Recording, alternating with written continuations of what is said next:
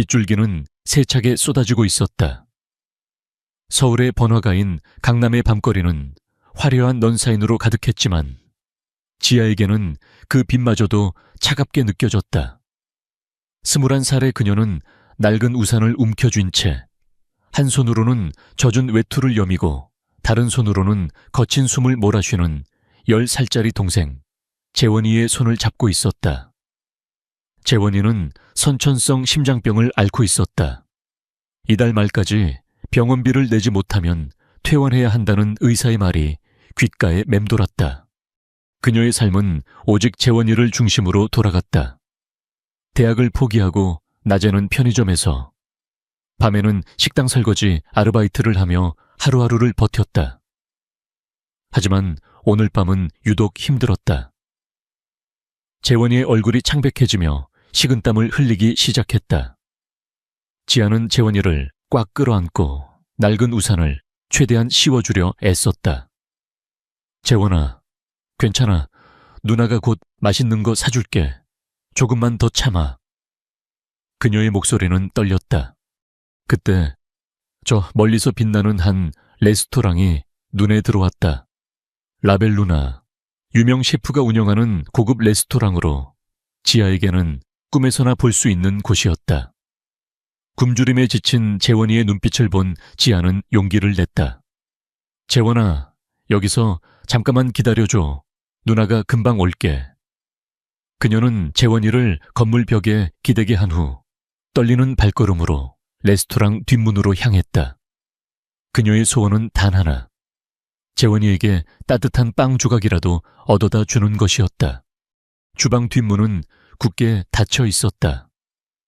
지아는 몇 번이고 문을 두드렸지만 아무 대답이 없었다.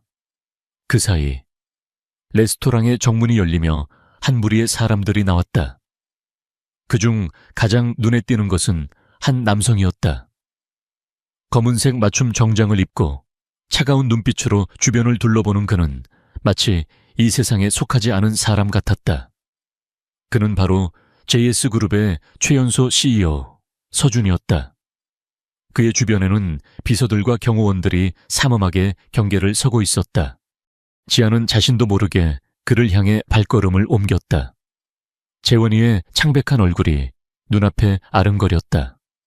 그녀는 그에게 다가가기 위해 빗속을 헤치고 나갔다. 그 순간 지아가 미끄러지며 중심을 잃었다. 그녀의 손에 들려있던 낡은 지갑과 함께 어머니가 남겨주신 유일한 유품인 진주 목걸이가 바닥에 떨어졌다. 목걸이 알들이 흩어지며 어두운 바닥 위에서 희미하게 빛났다. 실례합니다. 지아는 떨리는 목소리로 그에게 말을 걸려 했지만 그의 차가운 시선에 얼어붙었다.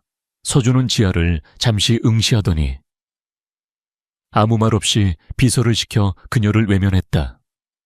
지아는 깊은 절망감을 느꼈다. 이 세상에 기댈 곳은 아무데도 없다는 사실을 다시 한번 깨달았다. 그녀는 흩어진 진주 목걸이를 주우려 몸을 숙였다. 바로 그때 서준의 눈빛이 흔들렸다. 그의 시선은 지아의 목에 걸려있는 다른 진주 목걸이에 고정되었다. 그것은 바닥에 떨어진 것보다 훨씬 작고 소박했지만 묘하게 익숙한 느낌을 주었다. 서준은 순식간에 차가운 무표정을 거두고 알 수 없는 감정이 뒤섞인 눈빛으로 지아를 바라보았다.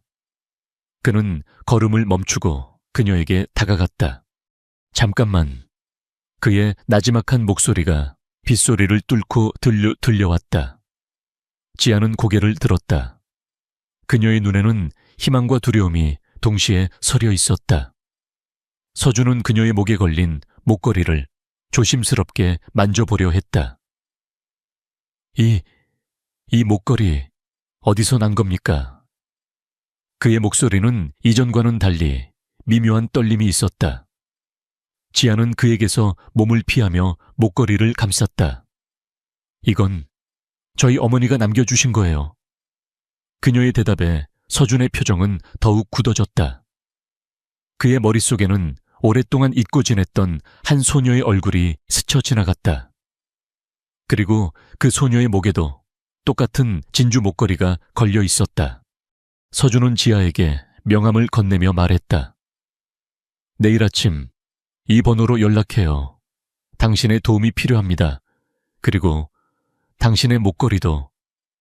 그의 말은 차갑고 단호했지만 그 눈빛에는 무언가 간절함이 담겨 있었다. 지아는 떨리는 손으로 명함을 받았다. 재원이의 얼굴이 다시 떠올랐다. 그녀는 서준의 제안이 무엇인지 알 수 없었지만 이것이 마지막 희망일지도 모른다고 생각했다. 그녀는 명함을 소중히 쥐고 다시 재원이에게로 돌아왔다. 재원아, 우리 이제 집에 가자. 누나가 내일 꼭 따뜻한 밥을 먹게 해줄게. 그녀의 목소리는 조금 더 힘이 있었다. 서준은 멀리서 그녀와 동생의 뒷모습을 지켜보았다. 낡은 우산 아래 서로를 의지하며 걸어가는 두 남매의 모습은 그의 마음속 깊은 곳에 묻어두었던 어떤 기억을 건드렸다. 그는 비서에게 조용히 속삭였다. 저 여자에 대해 전부 알아봐. 단 내일 아침까지. 비서는 의아한 표정을 지었지만 아무 말 없이 고개를 끄덕였다. 그날 밤 억수같이 쏟아지는 빗속에서 두 사람의 운명은 엇갈린 듯 다시 하나로 엮이고 있었다. 강렬한 빗줄기는 그쳤지만 지아의 마음은 여전히 폭풍우 속에 있었다. 밤새도록 잠을 이루지 못했다. 서준이라는 남자가 건넨 명함은 그녀의 손에서 땀으로 축축해져 있었다. JS그룹 최연소 CEO 서준. 그 이름은 그녀가 사는 세상과는 너무나 동떨어진 곳에 속해 있었다. 그의 제안은 너무나 황당했고 동시에 너무나 간절했다. 그녀는 그를 믿을 수 없었지만 재원이의 창백한 얼굴과 떨리는 심장 박동은 그녀에게 선택의 여지를 주지 않았다. 새벽 일찍 재원이의 상태를 살피고 병원 로비로 내려온 지아는 망설임 끝에 명함에 적힌 번호로 전화를 걸었다. 손끝이 떨렸다. 몇 번의 신호음 끝에 어젯밤 그 남자의 낮은 목소리가 수화기 너머로 들려왔다. 전화 올 줄 알았습니다. 그의 목소리는 차분하고 단호했다. 지아는 무의식적으로 침을 삼켰다. 저 어제 그 여자입니다. 말씀하신 제안에 대해 듣고 싶어서요. 좋습니다. 제가 지금 병원으로 가겠습니다. 어떤 병원입니까? 서준은 마치 모든 것을 이미 알고 있었다는 듯이 물었다. 지아는 놀라움을 감추지 못했다. 저 어떻게 아셨어요? 서준은 대답 대신 곧 도착합니다. 라고 말하고 전화를 끊었다. 지아는 멍하니 수화기를 내렸다. 15분 후 검은색 고급 세단 한 대가 병원 입구에 멈춰 섰다. 서준이 차에서 내렸다. 그의 뒤를 따라 정장 차림의 남자 2명이 내렸다. 비서와 경호원이었다. 서준은 지아에게 다가와 그녀의 눈을 똑바로 응시했다. 그의 눈빛은 어젯밤보다 훨씬 깊고 날카로웠다. 제안에 대해 듣고 싶다고 했죠. 병원 기록을 보니 동생이 선천성 심장병을 앓고 있더군요. 심장 이식 수술이 시급한 상황이고 비용은 당신의 전 재산을 다 합쳐도 감당할 수 없을 만큼이더군요. 맞습니까? 그의 직설적인 말에 지아는 숨이 막혔다. 그녀의 삶이 발가벗겨진 것처럼 느껴졌다. 어떻게 이 모든 것을... 정보를 얻는 것은 어렵지 않습니다. 그리고 나는 거래를 하고 싶습니다. 서준은 차가운 목소리로 말했다. 당신이 내 약혼녀가 되어주면 동생의 수술비를 포함한 모든 병원비를 내가 부담하겠습니다. 최고 수준의 의료진을 붙이고 회복될 때까지 모든 것을 책임지겠습니다. 지아는 그의 말에 심장이 쿵 떨어지는 것 같았다. 약혼녀요. 왜 제가... 서준은 그녀의 말을 끊었다. 6개월 만입니다. 그 이상도 이하도 아닙니다. 내 가족의 압력을 피하기 위한 형식적인 관계일 뿐입니다. 당신은 내게 도움을 받고 나는 당신에게 자유를 얻는 거죠. 서로 윈, 윈, 윈윈 하는 겁니다. 지아는 혼란스러웠다. 이 남자의 제안은 너무나 터무니없었다. 하지만 동시에 너무나 매력적이었다. 왜 하필 저죠? 저 같은 사람 말고도 수많은 여자가 있을 텐데요. 서준은 지아의 목에 걸린 진주 목걸이를 힐끗 보았다. 이유는 나중에 알게 될 겁니다. 중요한 건 지금 당신에게 선택의 여지가 없다는 겁니다. 그의 말은 잔인했지만 사실이었다. 재원이의 생명이 달려 있었다. 지아는 눈물을 흘리며 고개를 숙였다. 좋아요. 제가 하겠습니다. 하지만 조건이 있습니다. 모든 거래는 문서로 남겨야 합니다. 그리고 제 동생은 절대로 이 사실을 알면 안 됩니다. 이 모든 것이 제 동생을 위한 일이니까요. 서준은 고개를 끄덕였다. 알겠습니다. 지금 바로 변호사를 부르죠. 계약서는 당신이 원하는 대로 작성될 겁니다. 변호사가 도착했고 서준의 비서는 계약서를 준비했다.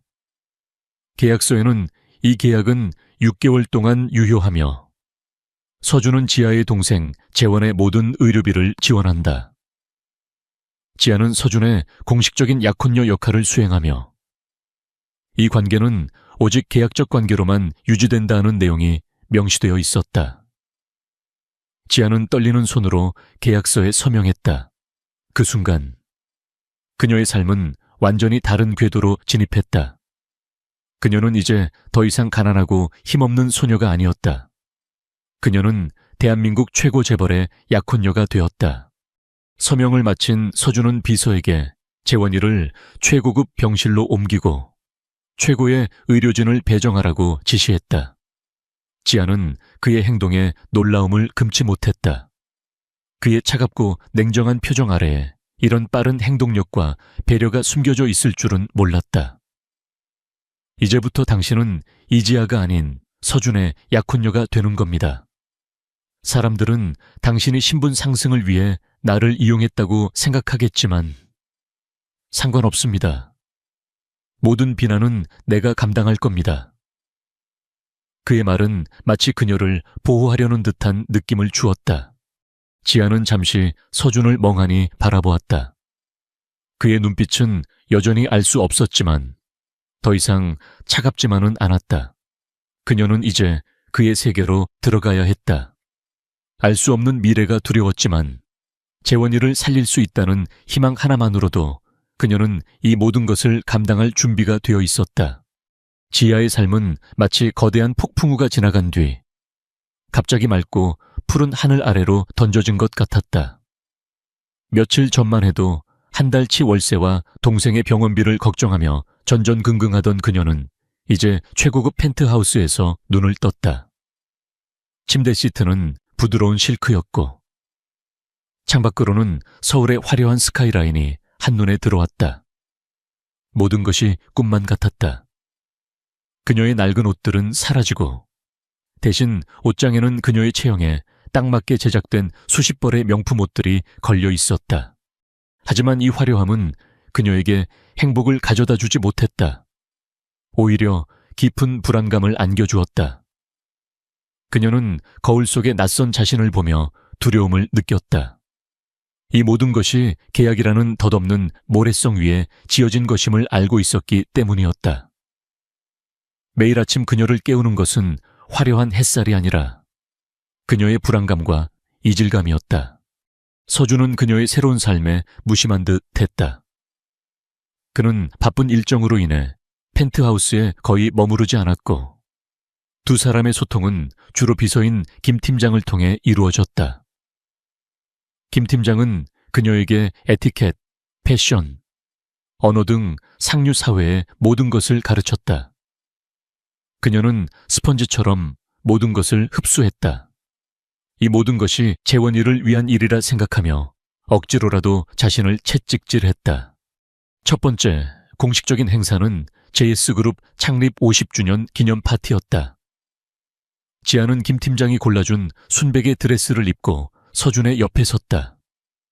서준은 완벽한 모습으로 그녀를 이끌었지만 그의 표정은 여전히 무표정하고 차가웠다. 그는 그녀를 바라보지도 않았고 그들의 관계는 마치 한 폭의 그림처럼 완벽하게 정지되어 있었다. 하지만 그녀는 그의 손이 긴장으로 인해 차갑게 식어 있다는 것을 느낄 수 있었다. 파티장은 온갖 상류층 인사들로 가득했다. 모두들 그녀를 낯선 눈빛으로 훑어보았다. 특히 서준의 어머니인 이 회장의 시선은 날카로웠다. 이 회장은 지아를 위아래로 훑어보며 비꼬는 듯한 미소를 지었다. 서준아, 내 안목이 많이 달라졌구나. 길거리에서 주워온 아이치고는 꽤 봐줄만하네. 이 회장의 말에 주변의 몇몇 인사들이 킥킥거렸다. 지아는 얼굴이 화끈거렸지만 억지로 미소를 지었다. 그녀는 이 모든 것이 재원이를 위한 일임을 되새겼다. 그 순간 서준의 팔이 그녀의 허리를 감쌌다. 어머니, 지아는 제가 직접 고른 사람입니다. 그리고 어머니께서도 잘 아시겠지만 제 안목은 한 번도 틀린 적이 없습니다. 서준은 차갑고 단호한 목소리로 이 회장을 제지했다. 그의 손길은 지아의 허리를 감싸고 있었지만 그녀는 그가 그녀를 보호하려 하고 있다는 것을 직감했다. 파티가 무르익을 무렵 지아는 잠시 화장실에 가기 위해 서준의 곁을 떠났다. 화장실에서 돌아오던 길, 그녀는 우연히 이 회장과 한 귀부인의 대화를 엿듣게 되었다. 그나저나 회장님, 그 진주 목걸이는 여전하시네요. 예전에 따님분이 똑같은 걸 가지고 계셨다고 들었는데. 아, 이거 우리 어머니께서 물려주신 거지. 딸아이가 태어나면 주려고 했는데 그 애는 결국 돌아오지 못했어. 어쩌면 그 목걸이도 함께 사라졌을지도 몰라. 이 회장의 목소리는 슬픔으로 가득 차 있었다. 지아는 숨을 죽였다. 그녀의 목에 걸려있는 목걸이가 이 회장의 설명과 너무나 똑같았다. 지아는 무의식적으로 자신의 목에 걸린 목걸이를 움켜쥐었다. 그때 이 회장이 덧붙였다. 어머니께서 말씀하시길 그 목걸이는 한 쌍이었다고 하셨지. 하나는 내가 물려받았고 다른 하나는 사라진 우리 딸에게 주셨다는데. 지아는 온몸에 전율을 느꼈다. 어머니가 남겨주신 유일한 유품, 단순한 목걸이가 아니었다. 그것은 거대한 미스터리의 실마리였다. 그녀의 머릿속은 혼란스러워졌다. 과연 그녀의 어머니는 누구였을까? 이 목걸이는 어떻게 해서 그녀의 어머니에게 전해진 것일까? 그녀의 목걸이는 서준의 어머니가 이야기하는 그 목걸이와 어떤 관련이 있는 것일까? 그녀는 더 이상 견딜 수 없어 그 자리를 떠났다. 서준은 그녀가 돌아오자마자 그녀의 안색을 살폈다. 무슨 일 있었습니까? 그의 눈빛에는 걱정이 서려 있었다. 지아는 아무 말도 할 수 없었다. 그녀는 그저 자신의 목에 걸린 목걸이를 꽉 쥐었다. 이 목걸이가 자신과 서준의 운명을 엮은 것은 단순히 우연이 아니었다. 거대한 비밀이 그녀를 기다리고 있었다. 펜트하우스에서의 삶은 겉으로는 완벽해 보였지만 지아에게는 거대한 감옥과도 같았다. 매일 아침 거울 앞에서 낯선 드레스를 입고 낯선 미소를 짓는 자신을 발견했다. 그러나 재원이의 상태가 호전되고 있다는 소식은 그녀의 유일한 위안이었다. 재원이의 얼굴에 핏기가 돌고 목소리에 활기가 넘치는 것을 볼 때마다 그녀는 이 모든 고통을 감수할 가치가 있다고 생각했다. 서준과의 관계는 미묘한 변화를 겪고 있었다. 계약 관계라고 명확히 선을 그었지만 두 사람은 점차 서로의 존재에 익숙해져 갔다. 서준은 여전히 차가운 가면을 쓰고 있었지만 그 가면 아래에는 섬세한 배려가 숨어 있었다. 어느 날 밤, 지아는 잠 못 이루고 거실에 앉아 있었다. 그때 서준이 조용히 다가와 그녀 옆에 앉았다. 아직도 잠이 안 옵니까? 그의 목소리는 평소보다 훨씬 부드러웠다.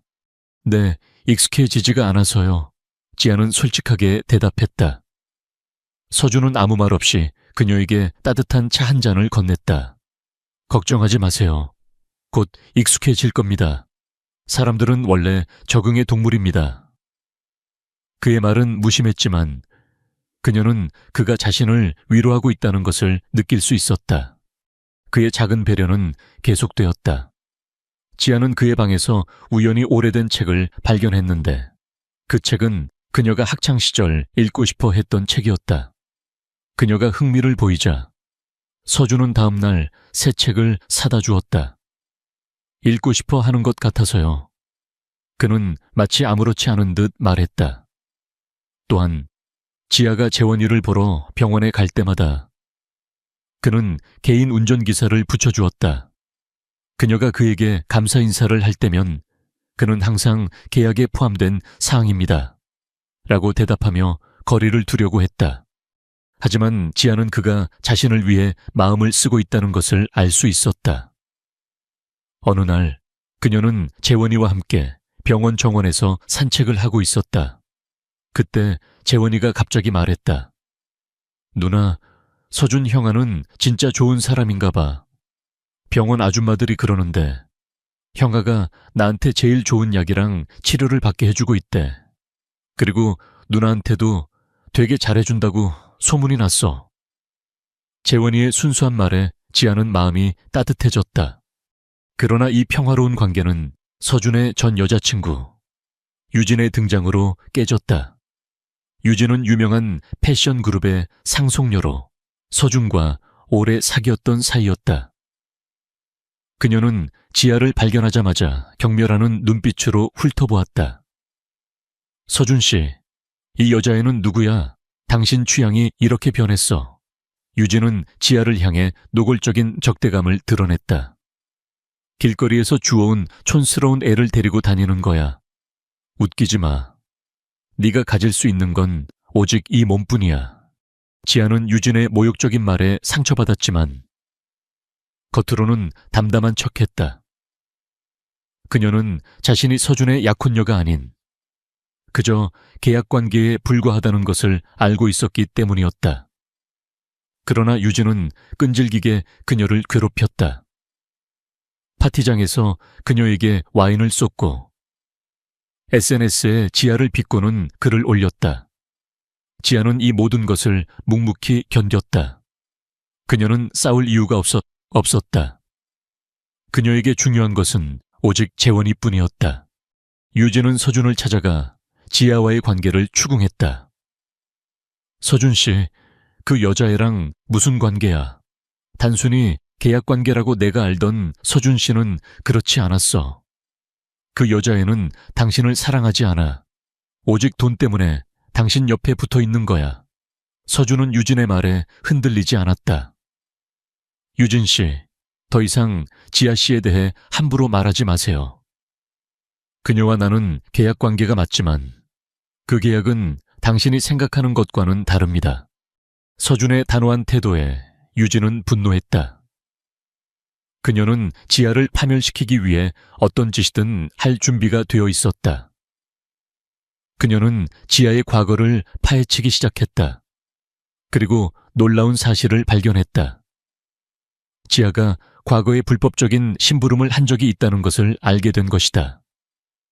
그것은 바로 유진의 아버지가 소유한 회사의 경쟁 업체를 도청한 일이었다. 유진은 이 사실을 서준에게 알리려고 했다. 서준 씨, 그 여자는 당신을 배신했어. 그녀는 당신의 경쟁 업체와 손을 잡고 우리 회사를 망치려고 했어. 그녀는 서준에게 지아가 보낸 이메일과 녹취록을 보여주었다. 서준은 모든 증거를 확인했다. 그는 지아를 믿고 싶었지만 증거는 너무나 명백했다. 그는 지아를 차갑게 바라보았다. 이지아 씨, 당신은 정말로 날 배신했습니까? 그의 목소리는 차가웠지만 그 눈빛에는 실망감이 가득했다. 지아는 그의 눈을 마주할 수 없었다. 그녀는 그에게 모든 것을 설명하고 싶었지만 그녀의 과거는 너무나 복잡했다. 그녀는 그저 고개를 숙였다. 서준 씨, 저는 죄송합니다. 그녀의 사과에 서준은 더 이상 아무 말도 하지 않았다. 그는 차가운 얼굴로 펜트하우스를 떠났다. 지아는 홀로 남겨졌다. 그녀는 자신이 그를 배신하지 않았다는 것을 증명하고 싶었지만 이미 늦었다고 생각했다. 그날 밤 지아는 홀로 펜트하우스에 남겨졌다. 서준의 차가운 눈빛과 실망 가득한 목소리가 귓가에 계속 맴돌았다. 유진이 제시한 증거들은 너무나 명백했다. 지아는 자신이 정말로 그를 배신한 것처럼 보인다는 사실에 고통스러웠다. 하지만 그녀는 모든 것이 오해임을 알고 있었다. 그녀가 했던 일은 경쟁 업체의 도청이 아니었다. 그것은 어머니의 행방을 찾기 위한 마지막 수단이었다. 몇 달 전 재원이의 병원비를 마련하기 위해 막막했던 지아는 우연히 한 사설 탐정을 만나게 되었다. 그는 지아에게 어머니의 행방에 대한 단서를 찾고 있다며 그 대가로 그녀에게 한 가지 일을 제안했다. 그것은 한 기업의 기밀 정보를 빼내는 일이었다. 지아는 처음에는 거절했다. 하지만 그 탐정은 지아가 가진 유일한 단서인 어머니의 진주 목걸이에 대해 알고 있었다. 그는 어머니가 죽은 것이 아니라 어떤 거대한 비밀에 휘말려 숨어 살고 있을지도 모른다고 말했다. 그 말에 지아는 흔들렸다. 그녀는 어머니를 찾을 수만 있다면 무엇이든 할 수 있다고 생각했다. 그래서 그녀는 그 탐정의 제안을 받아들였다. 그녀가 빼낸 정보는 유진의 아버지가 소유한 회사의 기밀 서류가 아니라 그들이 과거에 맺었던 불법적인 계약에 대한 기록이었다.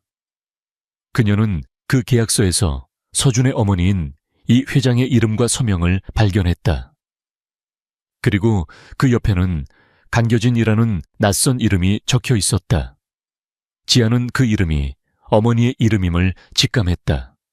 지아는 이 모든 것을 서준에게 설명하고 싶었다. 하지만 그녀는 서준이 자신을 믿어줄지 확신할 수 없었다. 그의 눈빛에는 이미 깊은 불신이 서려 있었다. 그녀는 그의 신뢰를 잃었다는 사실에 가슴이 찢어지는 것 같았다. 그녀는 밤새도록 방을 서성였다. 그녀의 손에는 오래된 진주 목걸이가 들려 있었다. 어머니가 남겨주신 유일한 유품.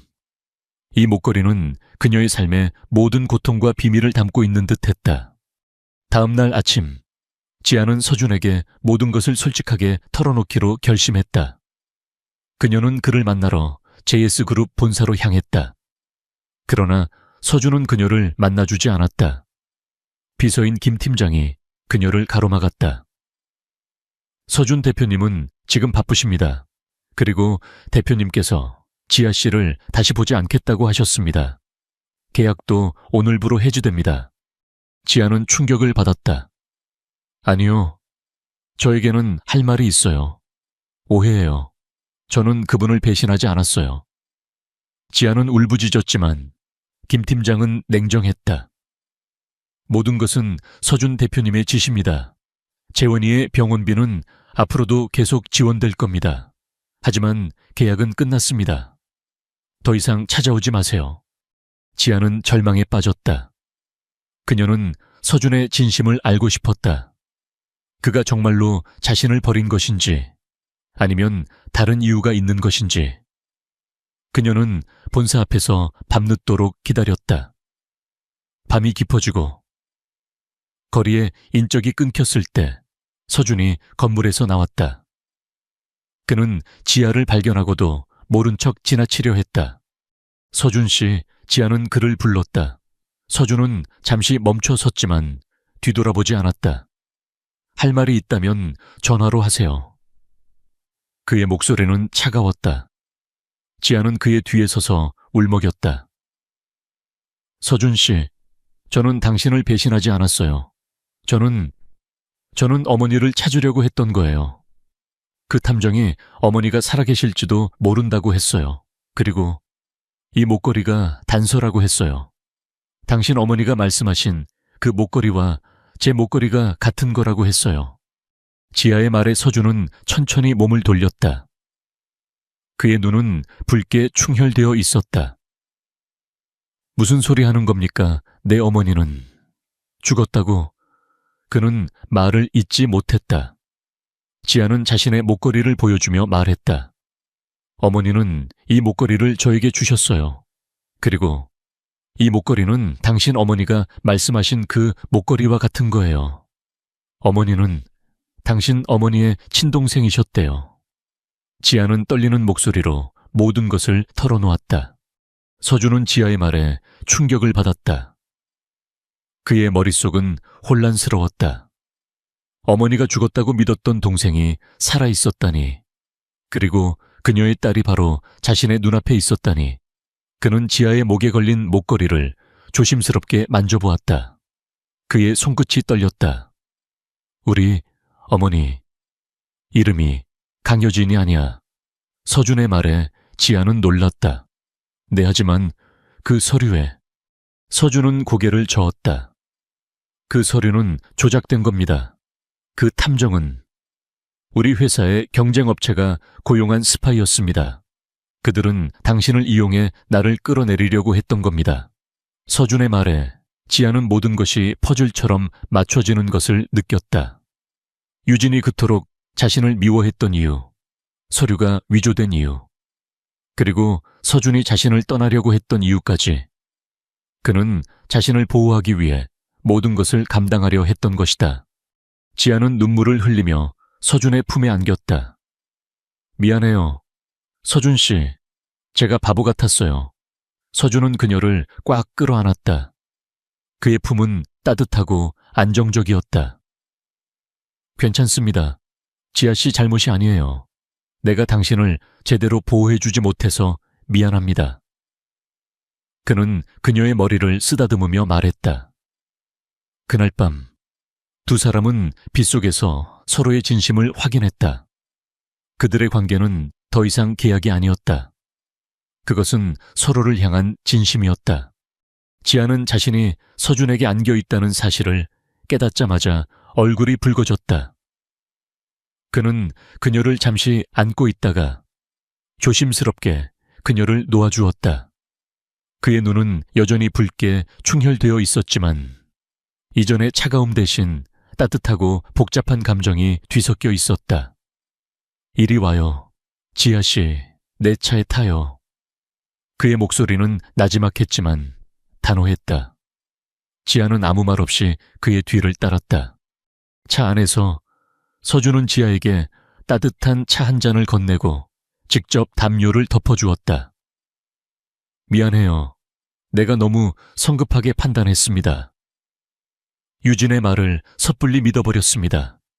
그의 사과에 지아는 고개를 저었다. 아니요, 제 잘못이에요. 서준 씨께 모든 것을 솔직하게 말씀드렸어야 했는데 제가 너무 바보 같았어요. 서준은 그녀의 손을 잡았다. 그의 손은 따뜻했다. 아닙니다. 모든 것을 밝혀낼 겁니다. 당신 어머니에 대해서도 그 사설 탐정에 대해서도 모두 다. 서준은 지아를 데리고 자신의 비밀 서재로 갔다. 그곳은 온갖 종류의 책과 서류들로 가득 차 있었다. 그는 책장 한켠에 숨겨져 있던 작은 상자를 꺼내 지아에게 보여주었다. 상자 안에는 빛바랜 사진 한 장과 작은 일기장, 그리고 그녀의 목걸이와 똑같이 생긴 진주 목걸이가 들어있었다. 이것은 내 어머니가 보관하고 계시던 것입니다. 사진 속의 이 아이가 바로 내 동생, 서연입니다. 서준은 사진을 보여주었다. 사진 속에는 어린 서준과 서연이 함께 찍혀 있었다. 그리고 서연의 목에는 지아의 목걸이와 똑같은 목걸이가 걸려 있었다. 우리 어머니가 말씀하셨어요. 그 목걸이는 한 쌍이고 하나는 어머니께서 직접 만드셨고 다른 하나는 어머니의 여동생이 만드셨다고요. 그리고 어머니께서는 동생이 돌아가시기 전까지 그 목걸이를 가지고 계셨다고 했어요. 지아는 사진 속의 어린 소녀와 목걸이를 번갈아 보며 눈물을 흘렸다. 그녀는 어머니가 돌아가시기 전 목걸이를 건네주며 했던 말을 떠올렸다. 지아야, 이 목걸이는 네가 세상에 태어난 순간부터 너를 지켜준 거야. 이 목걸이를 잃어버리면 안 돼. 이 목걸이가 너의 모든 것을 알려줄 거야. 어머니의 말이 이제야 이해가 되었다. 서준은 지아에게 일기장을 건넸다. 그것은 어린 서연의 일기장이었다. 일기장에는 서연이 겪었던 일들이 상세하게 기록되어 있었다. 나는 정말 외롭다. 아빠는 항상 바쁘시고 오빠는 나를 이해하지 못하는 것 같다. 하지만 괜찮다. 나에게는 이 목걸이가 있으니까 이 목걸이는 나를 지켜줄 거야. 서연의 일기장에는 외로움과 슬픔이 가득했다. 지아는 일기장을 읽으며 눈물을 흘렸다. 그녀는 서연의 외로움에 깊이 공감했다. 우리 어머니는 동생을 잃은 충격으로 심하게 앓으셨습니다. 어머니는 동생이 스스로 세상을 떠났다고 생각하셨어요. 하지만 일기장을 보니 서연이는 그런 아이가 아니었습니다. 누군가가 서연이를 납치했을 가능성이 높습니다. 서준은 차분하게 말했다. 그의 목소리는 분노와 슬픔으로 가득 차 있었다. 그는 자신의 가족에게 무슨 일이 일어났는지 알고 싶어 했다. 다음 날 아침, 서준은 비서인 김 팀장을 불러 모든 것을 조사하라고 지시했다. 유진의 배후에 누가 있는지, 그 사설 탐정의 정체가 무엇인지, 그리고 우리 가족에게 무슨 일이 있었는지 모든 것을 밝혀내. 김 팀장은 서준의 단호한 명령에 고개를 숙였다. 서준은 지아에게 말했다. 두려워하지 마세요. 내가 당신을 지켜줄 겁니다. 그리고 당신과 당신의 어머니에게 무슨 일이 있었는지 내가 꼭 밝혀낼 겁니다. 그 순간 지아는 서준의 진심을 느낄 수 있었다. 그는 더 이상 계약 관계를 유지하기 위해 그녀를 이용하는 것이 아니었다. 그는 그녀를 진심으로 아끼고 사랑하고 있었다. 지아는 그의 손을 잡았다. 서준 씨, 고마워요. 저도 서준 씨를 믿어요. 우리 함께 모든 것을 밝혀내요. 그들의 손은 서로에게서 떨어지지 않았다. 그들은 함께 이 모든 것을 헤쳐나갈 준비가 되어 있었다. 서준과 지아는 모든 것을 밝혀내기 위해 힘을 합쳤다. 서준은 모든 인맥과 재력을 동원해 그 사설 탐정의 행방을 추적했다. 그리고 며칠 후 놀라운 소식이 전해졌다. 그 탐정은 이미 3년 전 교통사고로 위장된 살인사건으로 사망했다는 것이다. 그 배후에는 한때 JS그룹의 경쟁사였던 태양그룹의 이름이 거론되었다. 서준은 직감적으로 그 모든 일이 자신의 가족과 관련이 있음을 깨달았다. 태양그룹의 회장인 윤 회장은 서준의 아버지와 사업상 오랜 라이벌 관계였다. 서준은 윤 회장이 과거에 JS그룹의 기밀을 빼돌리기 위해 서준의 어머니와 동생인 서연을 납치하려 했을 것이라고 추측했다. 그 과정에서 서연이 어머니와 함께 도망치다가 사고를 당했을 가능성이 높았다. 서준은 분노에 휩싸였다. 그는 자신의 가족을 해하려 한 자들을 용서할 수 없었다. 지아는 서준의 옆에서 그를 지지해 주었다. 그녀는 더 이상 가난하고 힘없는 소녀가 아니었다. 그녀는 서준의 든든한 조력자였다. 그녀는 서준이 힘들어할 때마다 그의 손을 잡고 위로해 주었다. 서준은 지아의 따뜻한 마음에 감동했다. 그는 그녀가 자신의 삶에 들어온 것이 단순한 우연이 아니라 운명이라는 것을 확신했다. 두 사람은 함께 어머니의 흔적을 찾기 위해 노력했다. 그들은 어머니가 살았던 작은 동네를 찾아갔다. 그곳에서 그들은 어머니의 오래된 친구를 만났다. 어머니의 친구는 지아에게 어머니의 과거에 대해 이야기해 주었다. 내 어머니는 예전에 서준이네. 집에서 가정부로 일했었어.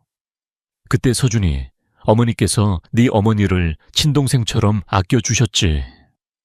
내 어머니는 서준이네 가족을 정말 사랑하셨단다. 특히 서준이 동생인 서연이를 아꼈지. 그런데 어느 날 내 어머니가 서준이네 가족에게 무슨 일이 생겼다면서 급하게 떠나셨어. 그리고 다시는 돌아오지 않으셨지. 지아는 충격을 받았다. 어머니가 서준의 집에서 일했다는 사실을 처음 알게 되었기 때문이었다. 그녀는 어머니가 왜 자신의 과거를 숨겼는지 이해할 수 없었다. 서준은 어머니의 친구에게 더 많은 것을 물었다. 어머니는 왜 떠나셨습니까? 무슨 일이 있었던 겁니까? 어머니의 친구는 눈물을 흘리며 말했다. 나도 자세한 건 몰라. 다만 내 어머니가 떠나기 전에 나에게 이것을 맡기셨어. 만약 내 어머니가 돌아오지 않으면 이 편지를 너에게 전해달라고 하셨지.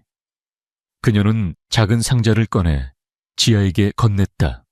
상자 안에는 어머니의 마지막 편지가 들어있었다. 편지에는 어머니의 모든 비밀이 담겨 있었다. 지아야, 이 편지를 네가 읽을 때쯤이면 엄마는 이미 세상에 없을지도 몰라. 엄마는 너에게 이 모든 것을 숨기려 했단다. 하지만 이제는 말해야 할 것 같구나. 엄마는 사실 서준이네 집안의 딸이 아니었단다. 엄마는 서준이네 집안의 재산을 노린 한 악당의 딸이었지. 그 악당은 엄마를 이용해 서준이네 가족을 망치려고 했단다. 엄마는 그 악당에게서 벗어나기 위해 서준이네 가족을 떠났어.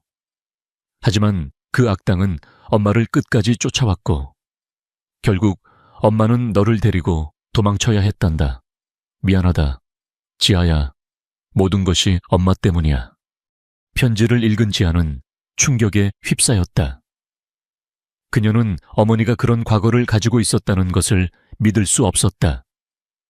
서준은 지아의 손을 잡고 말했다. 지아 씨, 당신 어머니의 잘못이 아닙니다. 당신 어머니는 우리 가족을 지키려 했던 겁니다. 그 악당은 바로 태양그룹의 윤 회장입니다. 서준은 모든 것을 깨달았다. 윤 회장은 서준의 아버지를 몰락시키기 위해 서연을 납치하려 했고 서연이 도망치는 것을 도운 것이 바로 지아의 어머니였던 것이다. 지아는 울음을 터뜨렸다. 그녀는 어머니의 모든 희생을 이해할 수 있었다. 그녀는 어머니의 복수를 다짐했다. 그녀는 더 이상 숨지 않을 것이다. 그녀는 서준과 함께 윤 회장에게 맞설 것이다. 서준은 지아의 굳은 결심을 보며 그녀의 손을 잡았다. 지아 씨, 혼자가 아닙니다. 내가 당신 옆에 있을 겁니다. 우리 함께 윤 회장에게 맞서요. 그들의 눈빛은 서로에게 향했고 그들의 마음은 하나가 되었다. 그들은 함께 이 모든 것을 헤쳐나갈 준비가 되어 있었다. 지아는 어머니의 편지를 읽고 난 후 깊은 슬픔과 함께 새로운 결심을 품게 되었다. 그녀는 더 이상 가난하고 힘없는 존재가 아니었다. 그녀는 어머니의 복수를 위해 그리고 정의를 위해 싸워야 할 의무가 있었다. 서준 역시 마찬가지였다. 그는 가족을 지키기 위해 그리고 어머니와 동생에게 무슨 일이 있었는지 밝혀내기 위해 윤 회장에게 맞서야 했다. 서준과 지아는 윤 회장을 함정에 빠뜨리기 위한 계획을 세웠다. 서준은 자신의 그룹이 태양그룹과 새로운 사업을 시작할 것처럼 위장했다. 그는 윤 회장을 안심시키기 위해 몇 차례에 걸쳐 윤 회장을 만나고 그에게 신뢰를 주려고 노력했다. 윤 회장은 서준이 자신의 계략에 넘어왔다고 생각하며 흡족해했다. 그는 서준의 아버지와 서준을 모두 무너뜨릴 수 있는 절호의 기회라고 생각했다. 하지만 윤 회장은 서준이 자신을 함정에 빠뜨리려 한다는 사실을 꿈에도 몰랐다. 서준은 윤 회장과의 만남에서 일부러 태양그룹의 비자금 조성에 대한 정보를 흘렸다. 윤 회장은 서준이 자신을 시험한다고 생각하며 모든 것을 부인했다. 하지만 서준은 이미 모든 것을 알고 있었다. 그는 윤 회장이 태양그룹의 비자금을 해외에 숨기고 있다는 정보를 빼돌려 증거를 확보했다. 그리고 결정적인 순간 서준은 윤 회장에게 거래를 제안했다. 윤 회장님, 제가 당신의 비자금에 대한 증거를 가지고 있습니다. 당신이 이 모든 것을 인정하고 자수하면 저는 당신을 용서하겠습니다. 그렇지 않으면 당신의 모든 것이 세상에 공개될 겁니다. 윤 회장은 서준의 제안에 분노했다. 그는 서준이 자신을 협박한다고 생각했다.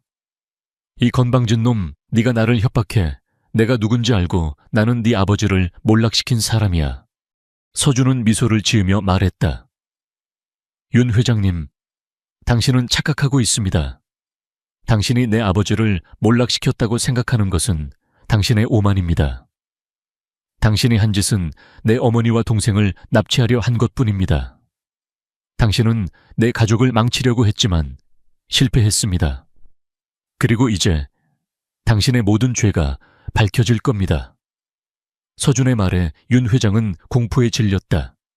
그는 서준의 눈빛에서 차가운 분노와 복수심을 읽을 수 있었다. 그 순간 지아가 등장했다. 그녀는 윤 회장의 딸, 유진을 데리고 왔다. 윤 회장님, 당신의 딸이 당신이 저지른 모든 죄를 알고 있습니다.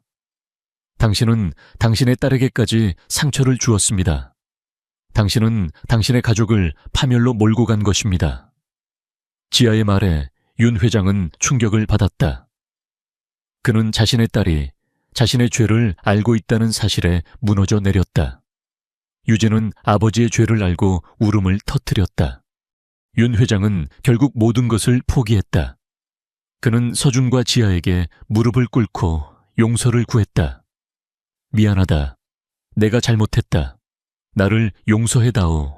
서준은 윤 회장에게 말했다. 윤 회장님, 당신이 용서를 구해야 할 사람은 제가 아닙니다.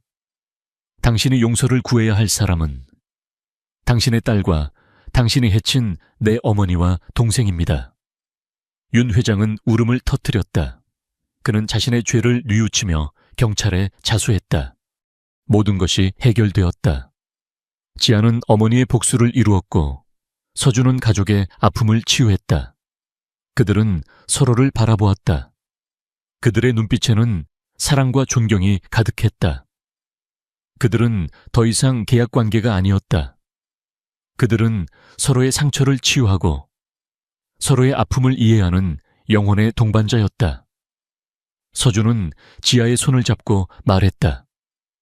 지아 씨, 우리 이제 영원히 함께해요. 지아는 눈물을 흘리며 고개를 끄덕였다. 그들의 사랑은 모든 것을 이겨냈다. 윤 회장이 자수하고 모든 진실이 밝혀지자 세상은 충격에 휩싸였다. JS그룹은 윤 회장이 벌인 불법적인 행위를 세상에 공개했고 태양그룹은 순식간에 몰락했다. 유진은 아버지의 죄에 깊은 죄책감을 느꼈고 결국 모든 것을 포기하고 봉사활동을 시작했다. 지아는 유진을 용서했다. 그녀는 유진이 자신의 죄를 뉘우치고 새로운 삶을 살려고 노력하는 것을 보고 그녀를 이해하고 받아들였다. 이 회장. 서준의 어머니는 지아가 자신의 조카가 아니라는 사실에 처음에는 실망했다. 그러나 지아가 어머니의 편지를 보여주며 모든 것을 설명하자 그녀는 눈물을 흘렸다. 내 조카가 아니면 어떻니? 너는 내게 딸과도 같아. 네 어머니가 우리 가족을 위해 얼마나 희생했는지 이제야 알게 되었구나. 정말 고맙다. 이 회장은 지아를 꽉 끌어안았다. 지아는 그녀의 따뜻한 품에서 어머니의 사랑을 느낄 수 있었다. 모든 오해가 풀리고 진실이 밝혀지자 서준과 지아의 관계는 더욱 단단해졌다. 그들은 더 이상 계약 관계가 아니었다. 그들은 서로를 진심으로 사랑하고 아끼는 연인이 되었다. 서준은 지아에게 공식적으로 청혼했다. 그는 그녀에게 반지를 건네며 말했다. 지아 씨, 우리 결혼해요. 나는 당신 없이는 살 수 없어요. 당신은 내 삶의 전부입니다. 지아는 눈물을 흘리며 고개를 끄덕였다. 그녀는 그의 청혼을 받아들였다. 두 사람의 결혼 소식은 세상에 큰 화제가 되었다. 사람들은 서준이 가난한 소녀와 결혼하는 것을 이해하지 못했다. 하지만 서준은 개의치 않았다. 그는 사랑하는 지아와 함께라면 세상의 어떤 비난도 감당할 수 있었다. 이 회장은 두 사람의 결혼을 적극적으로 지지했다. 그녀는 지아를 진심으로 사랑했고 그녀가 자신의 며느리가 되는 것을 자랑스럽게 생각했다. 결혼식은 소박하고 아름답게 치러졌다. 지아는 어머니가 남겨주신 진주 목걸이를 목에 걸었다. 그 목걸이는 이제 슬픔과 고통의 상징이 아니라 희망과 사랑의 상징이 되었다. 재원이는 건강을 완전히 되찾았고 누나와 형의 결혼식에서 가장 행복한 표정을 지었다. 그는 이제 지아와 서준의 사랑을 지지하는 가장 든든한 조력자가 되었다. 신혼여행을 떠난 서준과 지아는 행복한 시간을 보냈다. 그들은 서로에게 솔직하고 진실하게 마음을 열었다. 그들은 서로의 아픔을 치유하고 서로의 상처를 보듬어 주었다. 그들의 사랑은 점점 더 깊어졌다. 그들은 함께 미래를 계획했다. 그들은 사랑과 행복이 가득한 가정을 꾸리고 싶었다. 하지만 그들의 행복은 영원할 것 같았지만 새로운 위기가 찾아왔다. 서준의 아버지가 갑작스러운 심장마비로 쓰러진 것이다. 서준은 충격을 받았다. 그는 아버지의 병실을 지키며 밤낮으로 간호했다. 지아는 서준의 옆에서 그를 위로하고 지지해 주었다. 그녀는 그에게 힘이 되어 주었다. 그러나 서준의 아버지는 결국 세상을 떠났다. 서준은 깊은 슬픔에 빠졌다. 그는 아버지를 잃은 슬픔에 힘들어했다. 지아는 서준의 옆에서 그를 지켜주었다. 그녀는 그에게 힘이 되어 주었고 그가 슬픔을 이겨낼 수 있도록 도와주었다. 서준의 아버지가 세상을 떠나고 서준은 깊은 슬픔에 잠겼다. 지아는 그의 옆을 묵묵히 지켰다. 그녀는 그를 위해 따뜻한 차를 끓여주고 그의 손을 잡고 위로해 주었다. 그녀의 따뜻한 마음은 서준의 마음을 조금씩 치유해 주었다. 서준은 지아의 존재가 자신의 삶에 얼마나 큰 위안이 되는지 깨달았다. 그는 그녀에게 말했다. 지아 씨, 당신은 내 삶의 빛입니다. 당신이 없었다면 나는 이 모든 것을 이겨내지 못했을 겁니다. 지아는 그의 손을 잡고 말했다. 서준 씨, 우리는 가족이에요. 우리는 서로를 위해 존재해요. 슬픔을 이겨낸 서준은 아버지의 유산을 이어받아 JS그룹의 회장이 되었다. 그는 아버지가 꿈꾸던 더 좋은 세상을 만들기 위해 노력했다. 그는 사회적 책임 경영을 선언하고 어려운 이웃을 돕기 위한 다양한 사업을 펼쳤다. 지아는 그의 곁에서 그를 도왔다. 그녀는 자신의 경험을 바탕으로 이지아 재단을 설립했다. 이 재단은 가난한 아이들을 돕고 어려운 가정에게 희망을 주는 것을 목표로 했다. 서준은 지아의 재단을 적극적으로 지원했다. 지아는 재단을 통해 많은 사람들에게 희망을 주었다. 그녀는 자신의 과거를 숨기지 않았다. 그녀는 자신의 이야기를 통해 사람들에게 용기와 희망을 전했다. 여러분, 저는 가난하고 힘들었던 과거를 가지고 있습니다. 하지만 저는 포기하지 않았습니다. 여러분도 포기하지 마세요. 희망은 언제나 우리 곁에 있습니다. 그녀의 이야기는 많은 사람들에게 감동을 주었다. 재원이는 이제 어엿한 청년으로 성장했다. 그는 누나와 형의 사랑 덕분에 건강하고 밝은 아이로 자랐다. 그는 최고의 대학에 합격했고 의사가 되어 사람들을 돕고 싶다는 꿈을 키웠다. 지아와 서준은 그런 재원이를 보며 행복해했다. 그들은 재원이에게 모든 것을 줄 수 있다는 사실에 감사했다. 어느 날 지아는 서준에게 말했다. 서준 씨, 저는 엄마가 된 것 같아요. 서준은 그녀의 말에 깜짝 놀랐다. 그는 지아를 꽉 끌어안았다. 지아 씨, 정말입니까? 정말 고마워요. 정말 사랑해요. 두 사람은 기쁨의 눈물을 흘렸다. 그들은 이제 한 가족이 되었다. 그들의 사랑은 더욱 깊어졌다. 세월이 흘러 지아와 서준은 한 아이의 부모가 되었다. 그들의 아이는 엄마와 아빠의 사랑을 듬뿍 받으며 자랐다. 그들의 아이는 지아의 밝고 따뜻한 마음과 서준의 지혜롭고 강인한 성격을 물려받았다. 지아는 아이에게 어머니가 남겨주신 진주 목걸이를 건네주었다. 이 목걸이는 너를 지켜줄 거야. 이 목걸이처럼. 너도 이 세상에 빛을 비추는 사람이 되렴. 아이는 목걸이를 소중히 받았다. 지아와 서준은 행복한 가정을 이루었다. 그들의 사랑은 영원했다. 그들은 서로를 의지하며, 서로를 사랑하며, 서로를 존경하며 살았다. 그들의 이야기는 사랑과 희망, 그리고 용기를 전하는 전설이 되었다.